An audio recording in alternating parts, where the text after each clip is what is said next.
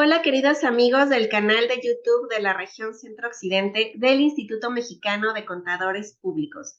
Les saluda su amiga Sonia Gabriela Olvera Jiménez, enlace de apoyo a federadas de esta gran región y secretaria de la Comisión Fiscal Internacional, también de esta región Centro-Occidente. El día de hoy les presentaremos la cápsula de la Comisión Regional de Normas de Información Financiera. Recordamos que en el capítulo 5 vimos la primera parte de este tema. El tema es posiciones fiscales inciertas, que tiene que ver con ANIF B4 y aplican al dictamen fiscal. En esta entrevista que estuvimos viendo en el capítulo 5, hoy veremos la segunda parte, en la que el contador Mauricio González Gómez, vicepresidente de esta Comisión Regional de Normas de Información Financiera, es entrevistado por nuestro gran amigo José Luis Franco Murayama, integrante también de esta Comisión Regional de NIF. Y bueno, pues veamos ahora la segunda parte de esta importante entrevista en la que nos platican sobre las posiciones fiscales inciertas, NIF B4, que estarán aplicando al dictamen fiscal. Adelante, amigos.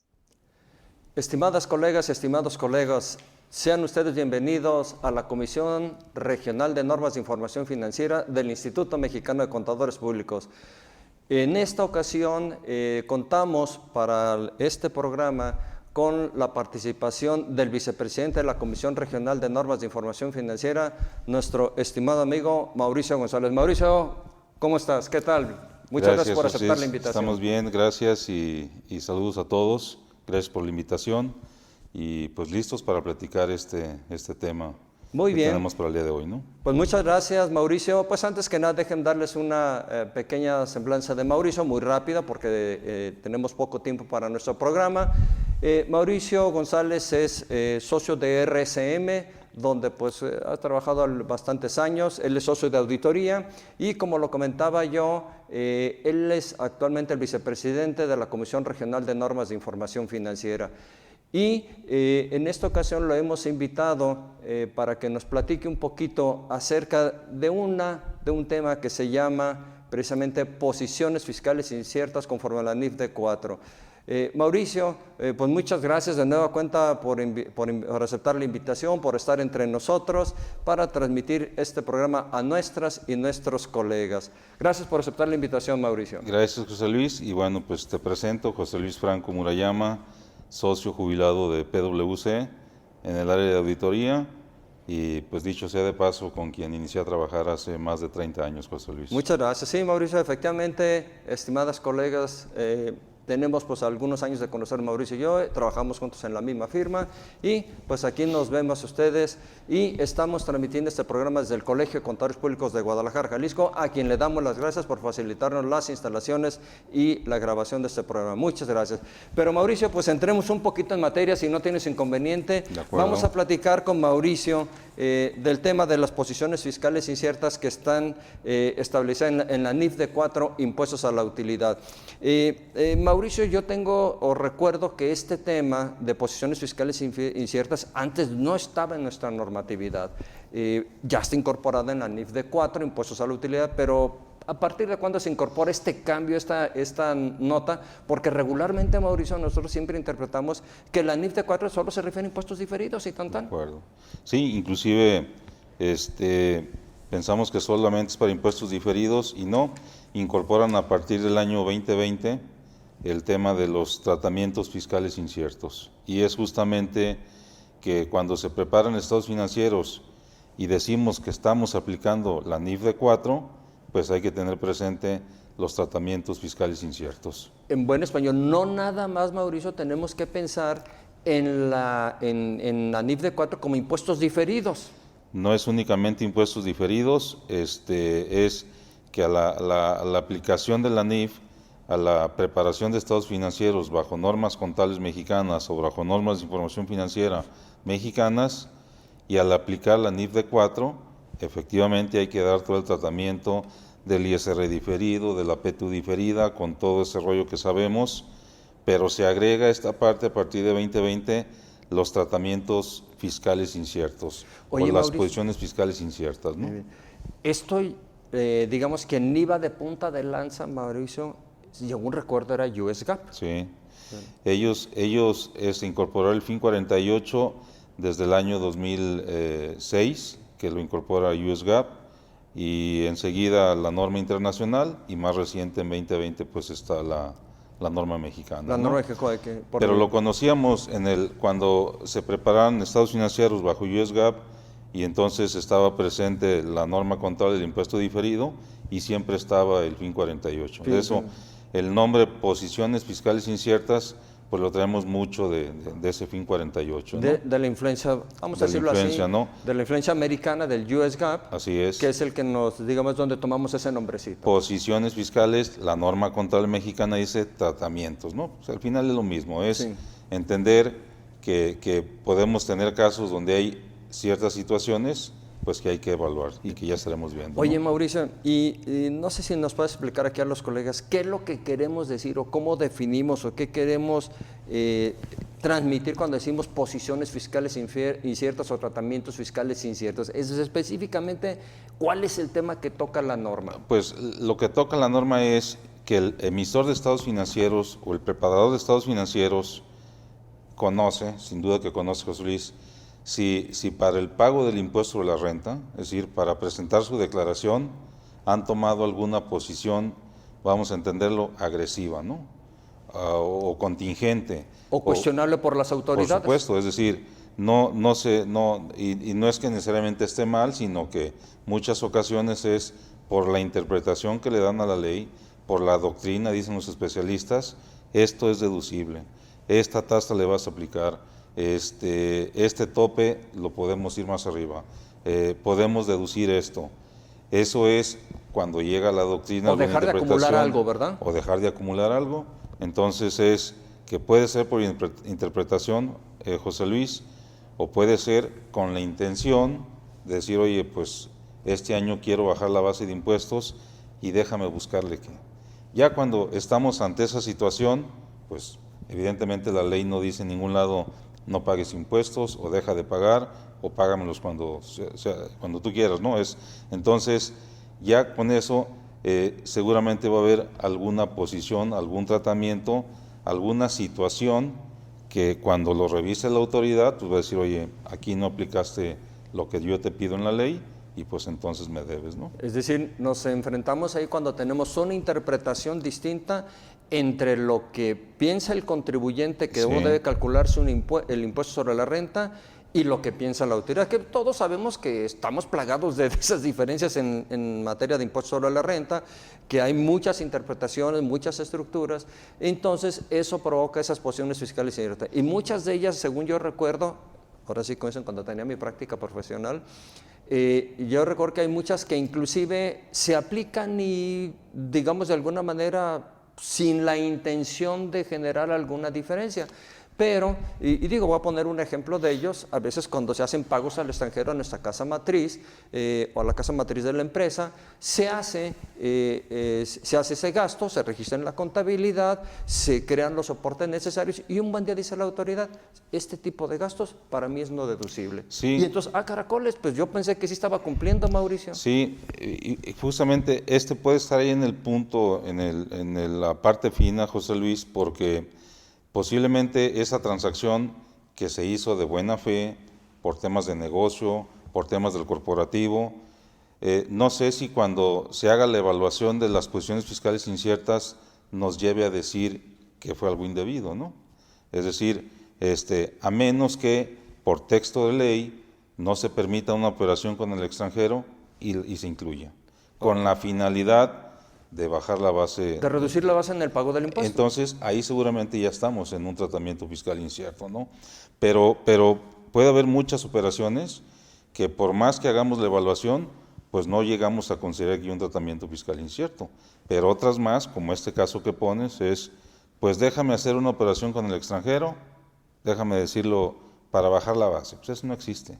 Eso seguramente estamos entrando a un tratamiento fiscal incierto, ¿no? De acuerdo.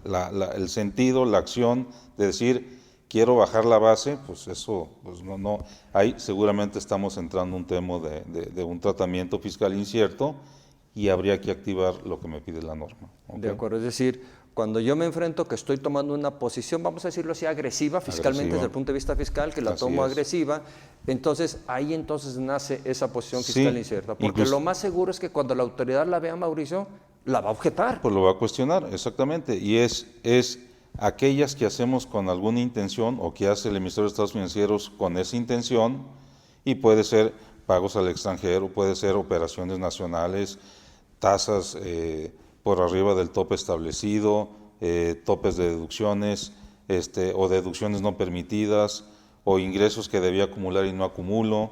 En fin, esas situaciones me van a llevar a un tratamiento fiscal incierto y son justamente los que ahora pide la norma, ¿no? Es decir, vamos primero a identificar si tenemos tratamientos fiscales inciertos que me obliguen a continuar leyendo la norma para ver qué debemos de hacer, ¿no? ¿Y cada cuándo tengo que hacer esa evaluación, Mauricio? Vamos a decirlo, si es sexual, pues cada que preparemos estados financieros, cada cierre de ejercicio tendríamos que estar evaluando eso. Como mínimo. Pero hay empresas que pueden estar reportando de manera trimestral, de manera semestral, y hay que tener presente siempre esa norma. Las transacciones contables tienen el momento de registro y luego dicen las normas, el mantenimiento de las cuentas. Entonces, siempre debemos tener presente el mantenimiento de estas cuentas, y cada que preparemos estados financieros y apliquemos la norma contable de impuestos diferidos, la NIF de 4, o de impuestos a la utilidad, es el nombre correcto, ¿no? Que se incluyen los impuestos diferidos, ahí vendría los tratamientos fiscales inciertos. En buen español, estimados colegas, lo que nos está diciendo Mauricio es que cuando nosotros no solo calculemos para efectos de reporte, para efectos de preparar información financiera intermedia, determinemos el impuesto diferido, no nomás vamos a aplicar las reglas de impuesto diferido, sino que también vamos a tener que aplicar, ver si no existe alguna posición fiscal incierta o que nos estemos enfrentando, ya sea que nosotros hayamos tomado una posición agresiva en la interpretación en el curso del año, o bien que por alguna razón nos demos cuenta que a la autoridad le dejó de gustar alguna transacción que hayamos efectuado. Exactamente, y es el impuesto a la renta diferido, que es yo creo que el más común que conocemos. Para el caso de México, la PTU diferida, porque ya también tiene su ingrediente y el cálculo va a estar regulado en NIF de 4, y los tratamientos fiscales inciertos. Y curiosamente, aquí para los colegas, simplemente para recordarles que si ustedes buscan en la NIF de dedo 4, impuestos a la utilidad, la PTU diferida ahí no existe, no está ahí. Esa está establecida en la NIF de 3, que es la de relativa a obligaciones laborales, nada más que la propia NIF de 3 nos dice, para el cálculo de la PTU diferida, vete a la D4, aunque por eso decimos, aunque si ustedes ven la NIF de 4, ahí no va a estar.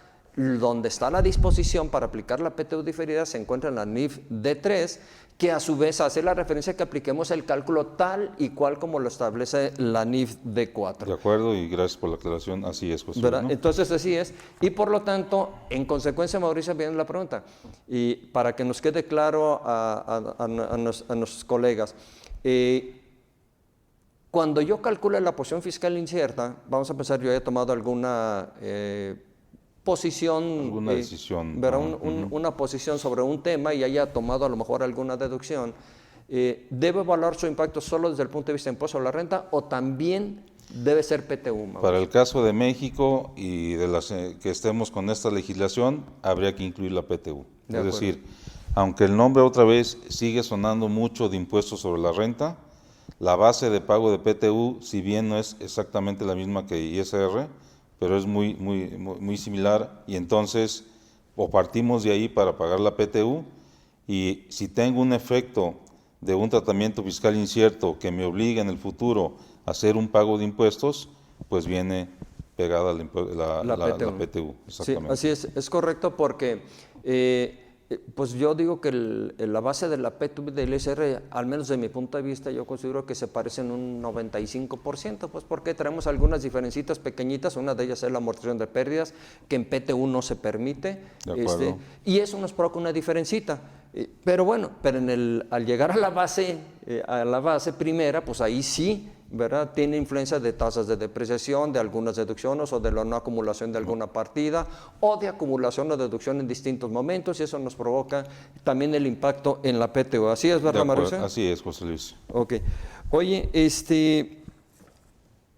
ya vamos a pensar que definimos que tomamos una deducción, la que sea, y no necesariamente el tratamiento va a coincidir la autoridad. De acuerdo. ¿Verdad?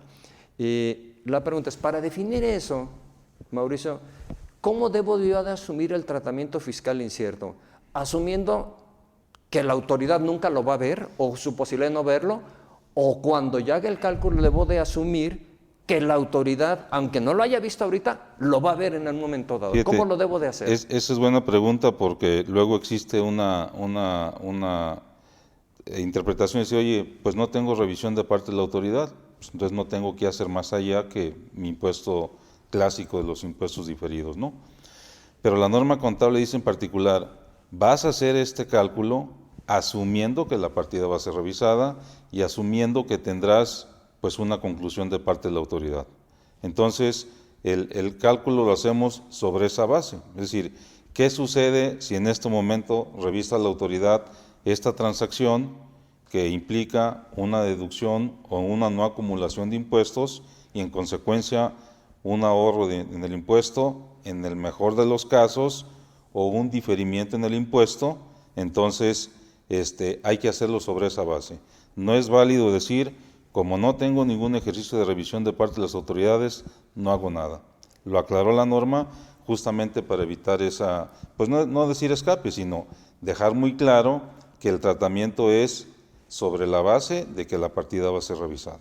¿De acuerdo? Es decir, no debo de decir yo, Mauricio, es que, como tú dijiste ahorita, es que no tengo ninguna revisión de la autoridad. De acuerdo. La posibilidad de que la autoridad me revise es muy baja, porque soy Eso. un contribuyente acá que ni me hacen caso y he venido pagando mis impuestitos y a mí no me lo hacen de todos. O sea, no puedo hacer... No maneje esas excepciones es decir, se asume que la transacción va a ser revisada y no de excepciones de decir, excepto que se has cumplido, excepto que no te hayan revisado, no existen esas excepciones y habría que considerarlo que la transacción será revisada y evidentemente pues bajo las leyes, es decir, en los periodos que puede ser revisada, evidentemente existirá una probabilidad en cierto periodo mayor que la otra, en fin, pero el cálculo debe ser sobre esa base de que será revisada y no maneja excepciones aquí. De acuerdo, entendido. Entonces, lo que tenemos que hacer nosotros siempre, estimados colegas, es siempre cuando hagamos esta evaluación de posiciones fiscales inciertas, de acuerdo a lo que nos comenta Mauricio, es que tenemos que asumir que la transacción va a ser revisada por las autoridades, esa es tenemos que asumirlo así, y número dos, que va a contar con todos los elementos, nada de que les esconda un pedacito ni cosas de esas, es decir, que va a tener todo enfrente de ellos para decidirlo. Y si nosotros con base en esa evaluación decimos sí, es cuestionable por la autoridad, entonces nace la posición fiscal incierta. Así es, y justamente lo que comentas, oye, que van a contar con todos los elementos. Hoy por hoy sabemos pues que la autoridad cuenta con un sinfín de herramientas para conocer las transacciones que hay que hacen las compañías, ¿no? O los contribuyentes, por así decirlo. Hay que tomar estos elementos, hay que tomar opiniones de especialistas, hay que tomar jurisprudencias y hay que tomar una serie de situaciones y ese conjunto de cosas pues irán haciendo la base para definir un número al final o bien definir que no tendríamos que reconocer algo, lo que nos resulte, ¿no? Entonces no nada más se trata de el uso del juicio particular del contador, del contralor o director de finanzas. Debemos de allegarnos de los elementos de especialistas para definirlo. De acuerdo, y más, sin duda, José Luis, y es muy importante, pues es más cuando dicen los especialistas, cuando hay le pongo la doctrina a esta interpretación del artículo, ¿no? Yo lo leo así, pero la autoridad podrá verlo de otra manera, ¿no? Entonces, esos serán los casos donde no basta el simple juicio del emisor o del preparador o del contribuyente, sino habría que agregarse de otras situaciones más, ¿no? Jurisprudencia, situaciones similares, tendencias de fiscalización de la administración, en fin, y los propios elementos que tenemos, y algo muy importante es, pues, toda la base de información que ahora está de manera electrónica y en conocimiento de la autoridad. Sí, porque ahora la autoridad tiene mucha información de nosotros. Toda la que quiera el contribuyente, sin duda. Hay que entregar la contabilidad. Ahí tienen todo ya. Entonces, Tienen los FDIs. con esa base es que ahora no hay mucha salida de decir, pues no le muestro la factura 1 o la factura 4, la que emití, la que recibí, y no le digo el concepto que tiene, pues todo está ahí en la plataforma. Entonces, desde el momento en que genera la transacción le tienes que poner el concepto trae y la todo autoridad el ya rollo. lo ve. Entonces, esa sería, no sería una base, pues, no sería una base, y entendiéndolo de argumento para decir que no haríamos nada ante esta obligación que pide la norma de información financiera, ¿no? Continúo con el ejemplo, Mauricio. Ya definimos que estoy frente a la posición fiscal incerta, ya me llegué de los elementos y digo, sí, la autoridad pudiera no estar de acuerdo y pudiera decirme que aquí yo le debo un impuesto sobre la renta. Ok. ¿Qué hago en la contabilidad, Mauricio? Reconocer ese pasivo, reconocer ese impuesto ¿Cargo a por gastos, pagar. abono a pasivo, Mauricio? Así. Así de feo se oye. ¿Dónde cargamos el impuesto sobre la renta en resultados y dónde acreditamos en el balance? En ese acomodo va. Pudiera ser el caso que implique o reconocer un pasivo por impuesto sobre la renta o reducir un efecto de impuestos diferidos. Es decir, que me está generando una pérdida, pero que no le vamos a dar valor para el impuesto a la utilidad diferido, pues eso lo tendríamos que reservar.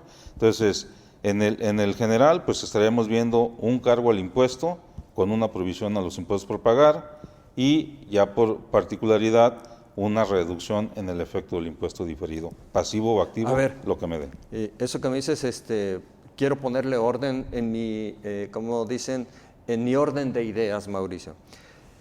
Si lo que estoy haciendo provoca, si mi provisión por ISR por pagar del año era $1,000,000 de pesos. $1,000,000 de pesos. ¿Verdad? Okay. Pero yo hice algo y la bajé a 600,000. Ok. Lo que me está diciendo, oye, esos 400,000 de diferencia provienen de esa posición fiscal incerta. Lo que tú me dices, no te enredes, contabiliza el $1,000,000 de pesos completo, es decir, los 600,000 que vas a aparecer en la declaración, así es, más los 400,000 que derivan de esa, vamos a decirlo así, interpretación que es cuestionable por la autoridad. En resumen, ese es el primer paso. Ese es el primer paso, es decir, ese sería el arranque. Yo ya en condiciones previas a cualquier situación especial estaría pagando $1,000,000 de pesos, pero luego hicimos el paso 1, el 2 y el 3 y quedé en 600,000. Pero sabemos que esos 400 están cuestionables o están bajo un tratamiento fiscal incierto.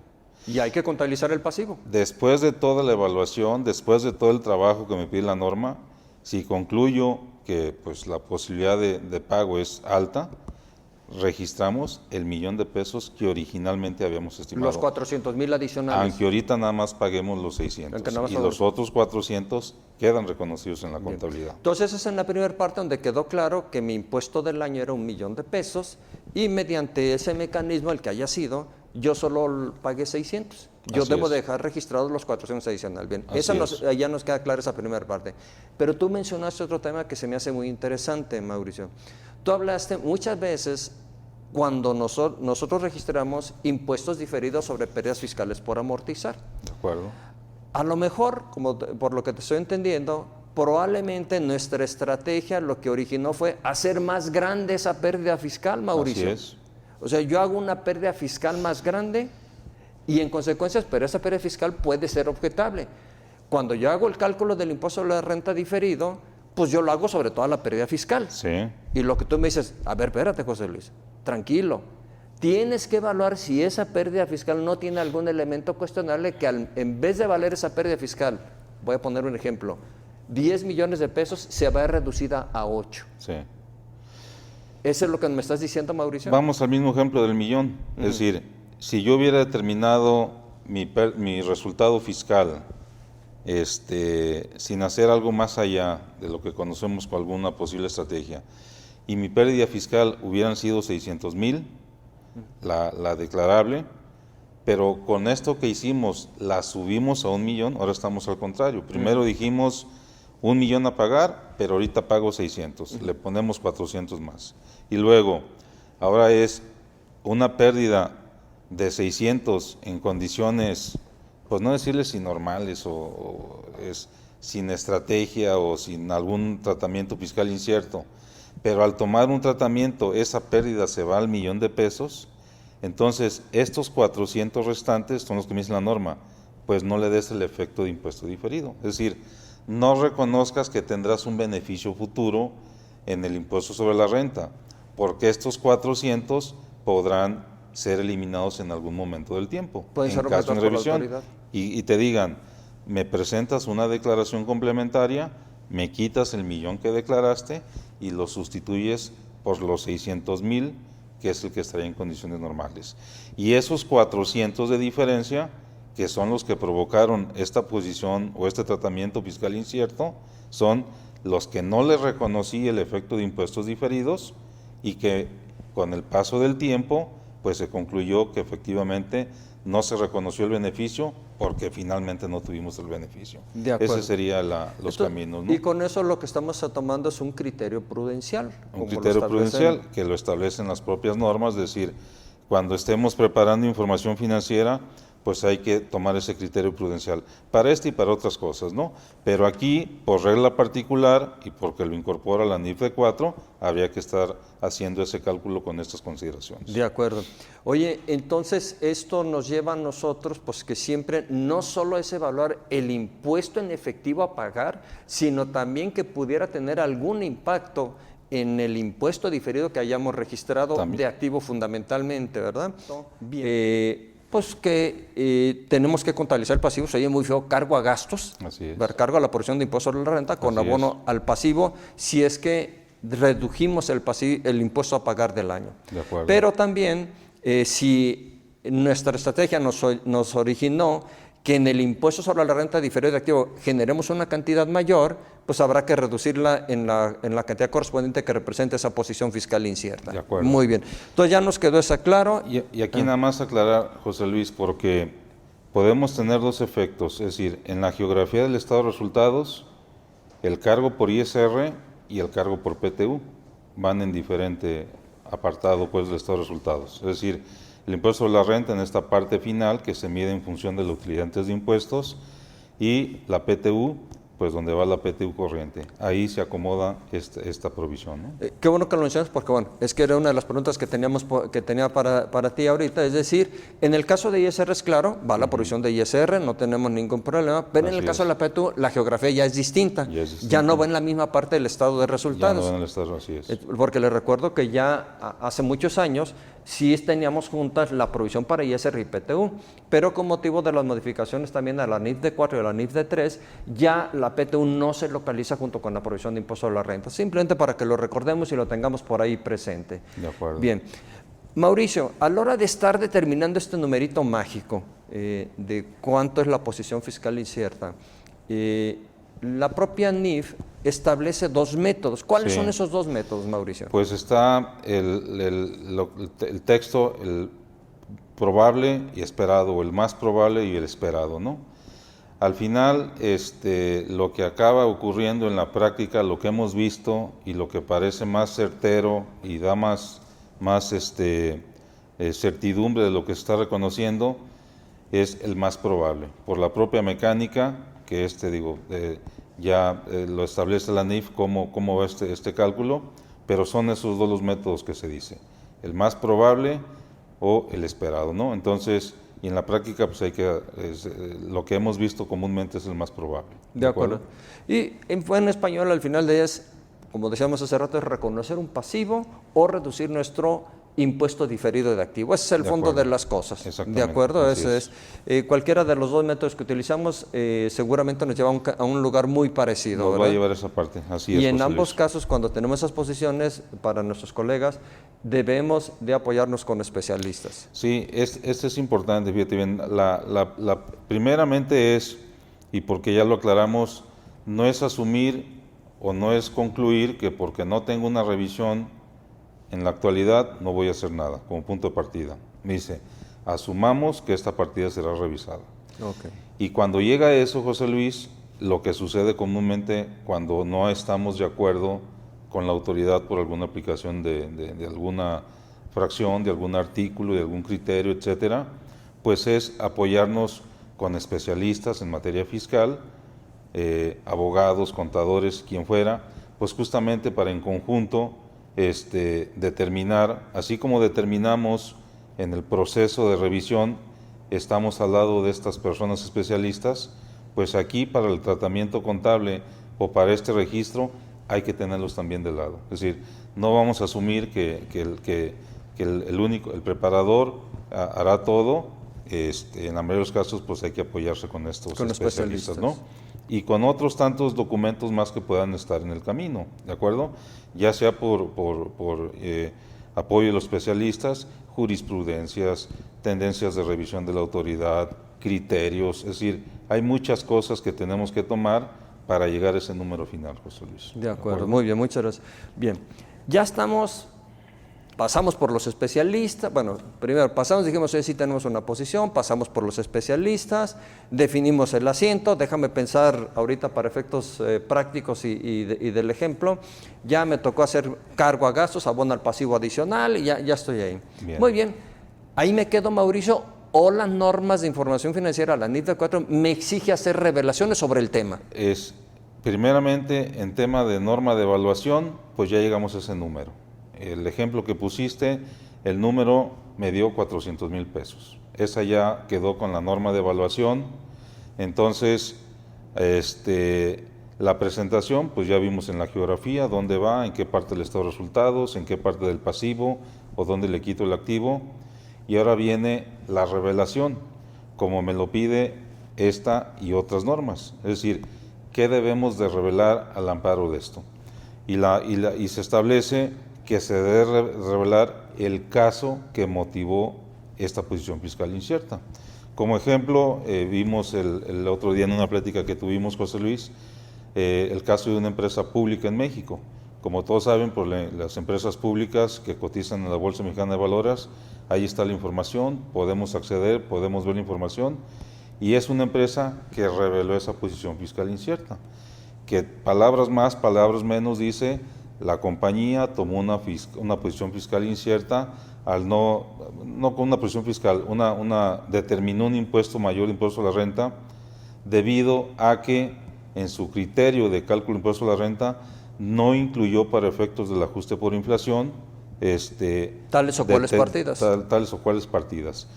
Pasivos en este caso, y esos pasivos pues no produjeron un ajuste por inflación acumulable y en consecuencia no pago de ISR y no pago de PTU. Y si leemos la nota está textual, inclusive fueron allá y señalaron qué cuentas de pasivos no incluyeron.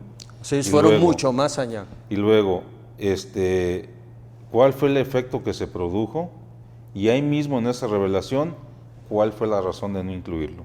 Y en esa razón, José Luis, pues hacían mención al apoyo que tuvieron de la interpretación o de asesores fiscales y legales que les apoyaron para tomar esa decisión. Es decir, pero está revelado y decir, tomamos esta posición y por lo tanto ahora nuestro pasivo bajo este cálculo es tanto y se ve en tal lugar del estado financiero. De acuerdo. Está revelado con esas palabras. Correcto. ¿No? Entonces, tratando de hacer un pequeño resumen, Mauricio, cumplimos con la norma de evaluación que establecen las normas de información financiera al determinar el numerito. Y llegamos a 400,000 pesos. 400, esa es evaluación. Ya estamos en evaluación. Y luego pasamos a presentación, a la norma de presentación. ¿Dónde lo dejamos? ¿Dónde lo pongo? En la geografía del estado de resultados, ¿en qué parte lo pongo del estado de resultados? Así ¿verdad? es. Bien. Y luego ya llegamos a la tercer requerimiento, que es revelaciones. Es decir, tenemos que decir, Mauricio, pues, ¿de qué se trata el asunto? ¿De qué se trata el asunto? Que eso es lo que pide también esta sección nueva de la NIF de 4, es decir, en esta revelación vamos a poner lo que motivó. Y por eso platicamos del ejemplo de esta compañía y donde es muy claro, oye, pues yo yo tomé esta posición al no incluir estos pasivos para efectos de este cálculo y que me produjo este beneficio. Okay. Entonces ya está la revelación, pues ya la autoridad en su momento, cuando revise, pues la compañía pues ya tiene los elementos seguramente de defensa, ¿no? Bien, pero esto yo creo que los colegas que nos están viendo, los colegas, y que nos están viendo, pues van a decir, óyeme, pues si yo emito un dictamen fiscal o este documento, como es un documento público, pues y cae en manos de las autoridades, pues los va a alertar. Mauricio, ¿los va a alertar a la autoridad? Sí, digo, la respuesta es sí. Ahora ya a partir de este ejercicio hay obligación del dictamen para ciertos contribuyentes, y como esto es un contenido de las notas a los estados financieros que van incluidas en este informe, en esta información que se envía a la autoridad, o para compañías públicas, que esas por la sola razón de de ser públicas, pues ya caen en la obligación del dictamen, entonces pues tienen dos frentes, ¿no? O sea, la información que ya está publicada en la página de la bolsa, más la información que debe de ir en los dictámenes, entonces habría que revelar esta información. Y pues bueno, está puesto ahí, evidentemente que cuando se tome esto, pues no va a ser una simple salida y decir, pues hoy no pago, y no, seguramente habrá ya muchos argumentos y elementos de por qué hicieron esa transacción, ¿no? En buen español, aquí lo que nosotros tenemos que hacer como contadores públicos es alertar a nuestros clientes cuando vayamos a emitir el dictamen, porque sobre todo que ahora hay algunos que es de obligatoriedad. Ahorita tuvimos unos años, vamos a decirlo así, de relativo descanso, que solo los contribuyentes que tomaban opcional, pues eran los que se aventaban el tiro de presentar su dictamen, que no eran tampoco muchos, pero eran tampoco poquitos. Sí había una cantidad interesante de contribuyentes que presentaban su dictamen, y eso pues de alguna manera desde el 2020 pues estamos obligados a revelar las posiciones fiscales inciertas. Ahorita pues como regresa la obligatoriedad para ciertos contribuyentes, pareciera que son contribuyentes muy grandes, porque creo que andan 1.600, 1.700 millones los ingresos, ¿verdad? El primer número que se puso en el texto del código es 1.650 millones, y esta cantidad se va actualizando, pero pensemos sobre ese rango, ¿no? De acuerdo. 1.650 más lo que dé de actualización, estos serán los obligados al dictamen. Así. Entonces esos, si tomaron alguna posición, pues hay que revelarlo. Pero más aparte, pues la propia autoridad ha ido más allá, porque ahora nos exige, cuando nosotros veamos algo que pueda implicar, en buen español, el dejar de pagar un impuesto, pues hay que reportarlo. Entonces como que ya quedó el asunto amarrado, ¿no, Mauricio? Sí, evidentemente. Ahora, digo, ya no es el tema de ahorita, el dictamen fiscal, hay muchas consideraciones, hay que llenar muchos apartados, y pues creemos que esto ya está también cubierto en alguna de esa parte, ¿no? Pero dejando a un lado la parte del dictamen o la parte del es que hay que considerarlo para efectos financieros. La norma de información financiera, que es la base sobre la cual preparamos estados financieros, pues es la que tenemos que tener muy presente, ¿no? Es decir, yo voy y hago mi cálculo, mi registro del impuesto, considerando lo que me dice la ley de impuesto sobre la renta, pero en algunos casos, tampoco son todos, José Luis, habría que ver si estamos ante un evento y un tratamiento fiscal incierto, ¿no? Aquí lo importante es siempre evaluar si estamos frente al tratamiento fiscal. Y esto, pues decimos, pues es fácil evaluar. Pues ¿quién más sabe si hay un tratamiento fiscal incierto? Pues quien emite, quien prepara la información financiera. Ni siquiera es que alguien le vaya a decir, oye, hiciste esto, no. Él mismo ya sabe lo que hicieron para poder ayudarle a esa base de pago de impuestos, ¿no? Entonces, ese emisor tiene que tener presente esa norma contable y está obligado a reflexionar sobre el cálculo o el registro que va a hacer para un tratamiento fiscal incierto. De acuerdo, ¿no? Otra pregunta más, Mauricio, o reflexión. Otra vez caminé todo eso, hice mis revelaciones, todo ese rollo, muy bien. Pero ahora, ¿cuánto tiempo voy a mantener ahí el pasivo, Mauricio? Mientras emitamos información financiera, pero siempre teniendo evidentemente pues las leyes fiscales a un lado.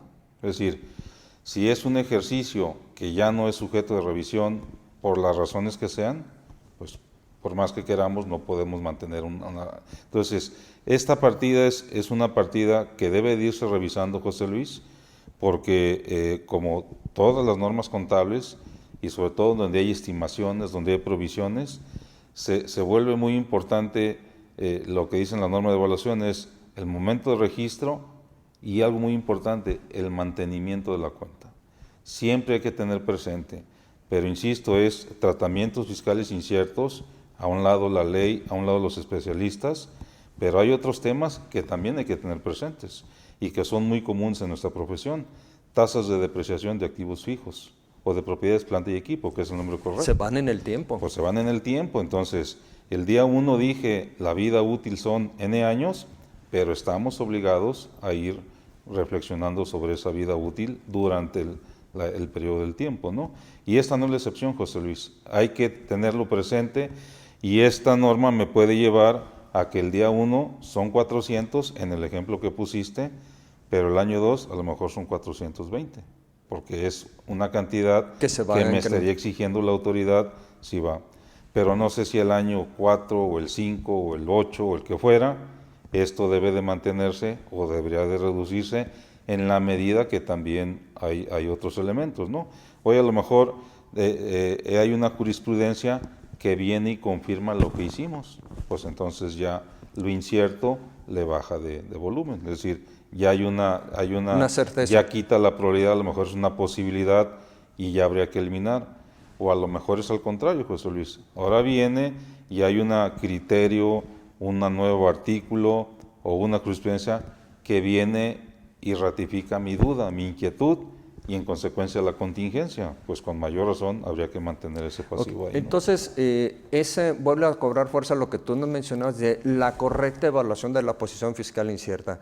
Si bien en algún momento dado, a lo mejor si yo tomé una deducción en ese año específico, pues a lo mejor si a la vuelta de 5 años, por poner un ejemplo simplón, Mauricio, pasan los 5 años y el autoridad no me revisó, pues ya la cancelo y se acabó el asunto. De acuerdo. Digamos, esa es una posibilidad. La otra es, oye, posición fiscal incierta, a los 2 o 3 años hay una jurisprudencia que dice tiene razón o no tiene razón, quiere decir que a lo mejor pues, se vuelve real, que ya sí la voy a tener que pagar, o la otra que dice no, pues no la vas a tener que pagar, pues pum, lo cancelo en ese momento o lo sigo dejando Así vivo. Está, José Luis. La tercera es, oye, no, fíjate que era una cuestión de depreciación, caray, pues esa se me va a ir en el tiempo y la voy a tener que mantener muchos años, dándole el mantenimiento que tú nos estás diciendo. Y en ese mantenimiento, Mauricio, yo creo que muchos de nuestros colegas están pensando, oye, ¿y qué pasa con actualización y recargos? ¿También forma parte de esa provisión, Mauricio? Mira, este ha sido un tema de mucha discusión. La actualización, sin duda, es parte del impuesto. Creo que porque es el mismo impuesto, nada más actualizado. Es el mismo impuesto a pesos de hoy, les decimos ya a los contadores, ¿no? Esa no hay duda que es parte del impuesto. Entonces, que quede claro, la actualización sí forma parte de darle ese mantenimiento que tú mencionabas a esa provisión. Porque son los mismos 400 que señalaste en el año 1, a pesos de actualizados, ahora son 450, es impuesto sobre la renta. O sea, no lo puedo separar, son 400 de una cosa y 50 de otra. Los 450 al año 3 es impuesto sobre la renta. Entonces, estos 50 de actualización, no hay duda que quedan en el mismo renglón de impuesto sobre la renta. Donde se ha venido la discusión, José Luis, es en los recargos. ¿Qué es el recargo? Es un financiamiento, entonces va en el costo financiero, sigue siendo parte del mismo impuesto sobre la renta, y aquí encontramos de los dos caminos. Hemos visto diferentes conclusiones en este sentido, José Luis, en el tema de recargos. En la parte de actualización, no hay duda, llega en la parte del impuesto. Otra vez, en la geografía, va en la provisión para impuesto sobre la renta. No hay duda, ni discusión, yo creo que ese es el tema, ¿no? El recargo es donde está la dificultad. Y la multa, José Luis, es en qué parte de la que lo pongo. ¿Es un efecto de resultados? Tampoco hay duda. ¿Es un impuesto? Me parece que ya no es un impuesto. Ya va en otra sección del estado de resultados. Tu criterio es, no va a la provisión de impuesto a la renta. O sea, sí lo tengo que reconocer en el resultado, porque ahora mi pena el día 1 fue 400, en el año 1. En el año 3, pues ya con el recargo, la actualización, y dependiendo la gravedad del asunto provisionamos esas partidas. ¿Cómo se componen? Vamos a poner un número, 580. De los 400 originales ya estamos en 580. De esto que es actualización, ya dijimos, no hay duda que es impuesto. Correcto. El remanente, que fue únicamente recargos, estoy seguro que no es impuesto, José Luis, y habría que llevarlo a otro renglón del estado de resultados. ¿Tú piensas que debería ser costo integral de financiamiento? Yo pienso que porque es un financiamiento al final del día. Yo creo que hay muchos elementos de decir que es un costo financiero. Sí, porque al final del día lo que piensa la autoridad, bueno, al menos es lo que he interpretado, habrá que platicar con un especialista en impuestos, pero el recargo no es otra cosa más que por haber utilizado un dinero, el financiamiento que estoy cobrando a una tasa leonina, si lo queremos llamar de esa manera, pero te está cobrando un interés por haber usado su dinero. Que inclusive puedo que tenga un financiamiento por un acuerdo que tengo y estoy pagando recargos. Bueno, o es si hubiera pedido un crédito para pagar ese impuesto, pues hay un costo financiero ese dinero, ¿no? Su palabra. O como cuando nos da la autoridad plazos para pagar en parcialidades. Sí, pero te digo, es un interés. Es un interés al ¿Qué final. está diciendo? Es un interés. Pero aquí sí hay que revisar este caso en particular y sí ser muy claros que es resultados, no hay duda, porque va incrementándose esa provisión, y ese pasivo que el año 1 valía 400, pues el año 3 puede llegar a 580, 600, lo que me dé el cálculo, que fuera. ¿no? ¿De acuerdo? De acuerdo. Y esos ajustes que vamos a ir haciendo de subir la provisión de 400 hasta 580, pues hay que buscar el acomodo en el estado de resultados. Es decir, lo que tú le llamas la geografía en el estado de resultados para cumplir con la norma de presentación. Para con la norma de presentación. ¿Verdad? Porque evaluación, pues ya sabemos que hay que evaluación pagar. Ya sabemos que son 580, ya están en el pasivo, es más corto plazo, y lo demás es donde lo ponemos en el estado de resultados, ¿no? Ok, y la revelación, pues eso no hay ningún problema, porque y vamos a decir cuánto vale la el pasivo. revelación, exactamente. Claro, así es. En algunos casos podrás poner el componente, cuánto es la original y cuánto ha sufrido de recargos y actualización. De acuerdo. Y ya finalmente, Mauricio, para no quitarle demasiado tiempo a nuestros colegas, ¿qué recomendaciones pudiéramos darle a nuestros colegas al momento de redactar esa revelación? Pues es importante que, la redacción, que es la nota, que es la del emisor, hay que cuidar mucho esos textos, esas palabras, más cuando hay información pública, José Luis. El ejemplo que pusimos de aquella entidad pública, pues estoy seguro que esa revelación la autorizaron asesores fiscales, legales, abogados, evidentemente los financieros que apoyaron eso, y no se quedó con el trabajo exclusivo del financiero, ¿no? Hay que ir con más gentes por las palabras que tenemos que expresar ahí. O sea, hay que ser cuidadosos con la redacción. Hay que ser muy cuidadosos. Pero sin dejar de mencionar el asunto. Sin dejar de mencionar el asunto. Nada de que es una provisión ahí general ni cosas, ¿no? Decir sí, pero también tener mucho cuidado en la forma en que lo redactamos, cómo comunicamos y redactamos las notas en términos generales a los estados financieros. Así es decir, es una redacción entendible, pues que el lector va a decir, se trata de este asunto, este es el efecto, esto fue lo que se hizo, estas fueron las razones, y esa redacción... Y los estados financieros reflejan ese pasivo, que es lo importante, para que el lector diga, oye, está bien, aquí hay una cuestión discutible, pero los estados financieros están cubiertos. Así es, José Luis, y además porque, pues antes de llegar a esta decisión, José Luis, pues no fue una simple ocurrencia, ¿no? Pues hoy no pago porque no quiero pagar, pues eso no existe. Habría seguramente cuando se llegan a esas decisiones, pues viene acompañado de mucho apoyo de expertos, ¿no? Correcto. Y entonces no es la excepción que a la hora de revelar, pues nos sigamos apoyando con estos expertos. Insisto, por las palabras que alguien muy bueno en la parte financiera pudiera decir diferente a alguien muy bueno en la parte fiscal y uno muy bueno en la parte legal, etc. Entonces, perfecto. Creemos que es el conjunto de todos, y más cuando son temas significativos y más cuando es información pública o información que va en informes fiscales, ¿no? Pues bien, Mauricio, yo creo que hemos agotado el tema, posiciones fiscales inciertas, bueno, a mí me hacía más cómodo posiciones fiscales inciertas. Es como lo conocemos, y ya el nombre y no tratamientos, al final es lo mismo, insisto, es tratamiento, posición, se refiere a aquellas acciones que se siguió en aquella sociedad, pues a la hora del pago de los impuestos. A la hora de la ¿no? determinación de los impuestos. Muy Así bien. Pues estimadas y estimados colegas, les agradecemos mucho, y yo nada más quisiera pedirle a Mauricio si nos da un último mensaje a manera de resumen, a manera de comentario general en relación con este tema de la NIF D4, impuestos a la utilidad, que yo insisto, le sigo llamando posiciones fiscales inciertas. Mauricio, ¿cuál es tu comentario de cierre, por favor? Pues el comentario de cierre es estar muy atentos a lo que pide la propia NIF, cada que preparemos estados financieros, pues le demos una aplicación integral a la norma contable, donde me pide, pues, o donde me dice dónde van en la geografía el impuesto que pagamos del SAT, dónde van en la geografía los impuestos que se generaron por la base de impuestos diferidos y dónde van estos impuestos por el tratamiento fiscal o la posición fiscal incierta, ¿no?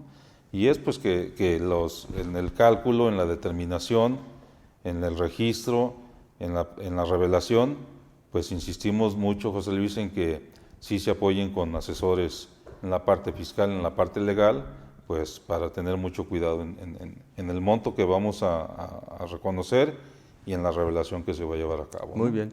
Pues te agradecemos muchísimo, Mauricio, vicepresidente de la Comisión Regional de las Normas de Información Financiera del Instituto Mexicano de Contadores Públicos. Y muchas gracias, Mauricio, por habernos acompañado. Te agradecemos mucho el que ha estado con nosotros. La Comisión Regional de Normas de Información Financiera está a sus órdenes para cualquier tema que consideren que podamos apoyarlos nosotros. Cuenten, por favor, con nosotros. Gracias, Mauricio. Pues muchas gracias, José Luis, por la invitación. Espero que esto se haya sido útil, estos comentarios.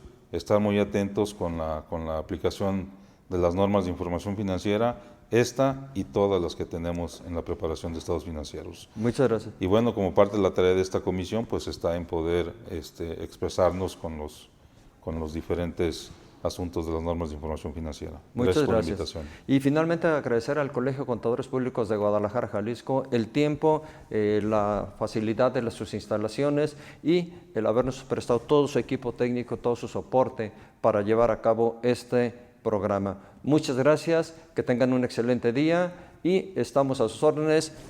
Mauricio González Gómez. Mauricio González Gómez, muchas gracias. José Luis Franco Murayama, y pues a ti y a todos, y que tengan un buen día. Muchas gracias, nos estamos viendo próximamente. Hasta luego. Bueno, amigos, pues como ven, muy interesante esta entrevista con este tema tan importante de las posiciones fiscales inciertas a cargo de Mauricio González Gómez y José Luis Franco Murayama. Muchísimas gracias por su atención y nos vemos pronto en las siguientes cápsulas de este episodio del canal de YouTube Región Centro Occidente. Recuerden suscribirnos y seguir a la región en todas sus redes sociales: YouTube, Facebook, Instagram, LinkedIn, Twitter. Nos vemos pronto, amigos. Bendiciones.